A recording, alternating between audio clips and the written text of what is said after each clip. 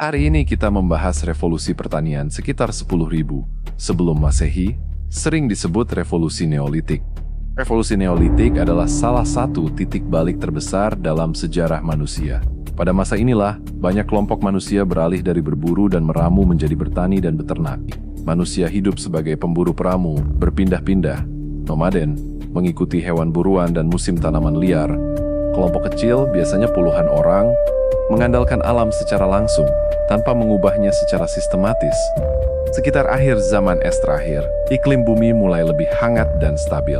Kondisi ini memungkinkan tanaman liar tumbuh lebih konsisten, sebuah prasyarat penting bagi pertanian. Apa yang berubah dalam revolusi pertanian? Manusia mulai menanam kembali benih dari tanaman yang dianggap terbaik.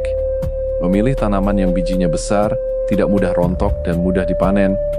Contoh awal gandum dan jelai di Timur Tengah, padi di Asia Timur, jagung di Amerika, kentang di Andes. Manusia juga mulai menjinakkan hewan anjing, bahkan sebelum pertanian, untuk berburu dan perlindungan. Kambing dan domba, daging, susu, wool, sapi, tenaga kerja, dan makanan. Terbentuk desa-desa permanen, rumah, lumbung, dan pagar mulai dibangun. Contoh pemukiman awal Jericho, Levant, Çatalhöyük, Anatolia.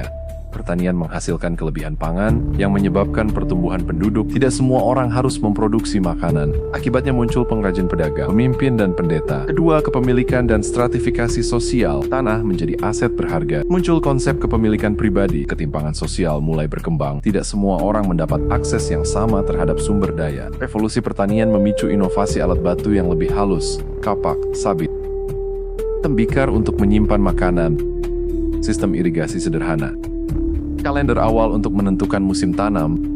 Kepercayaan religius juga berubah, sering berfokus pada kesuburan Dewi Bumi siklus alam.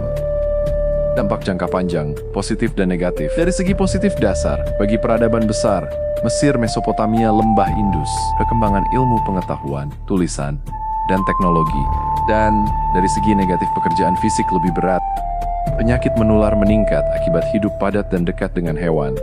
Ketergantungan pada satu jenis tanaman dan risiko kelaparan. Bahkan, beberapa sejarawan menyebut revolusi ini sebagai pedang bermata dua. Kesimpulan singkat dari penjelasan ini adalah revolusi pertanian 10.000 sebelum Masehi itu mengubah cara manusia memperoleh makanan, menciptakan masyarakat menetap dan kompleks, menjadi fondasi bagi peradaban modern. Oke, sahabat unik, itu adalah penjelasan singkat dari sejarah revolusi pertanian. Jika sahabat unik ingin tahu sejarah lainnya, sahabat unik bisa tonton video yang lainnya. Tulis permintaan kalian di kolom komentar. Terima kasih.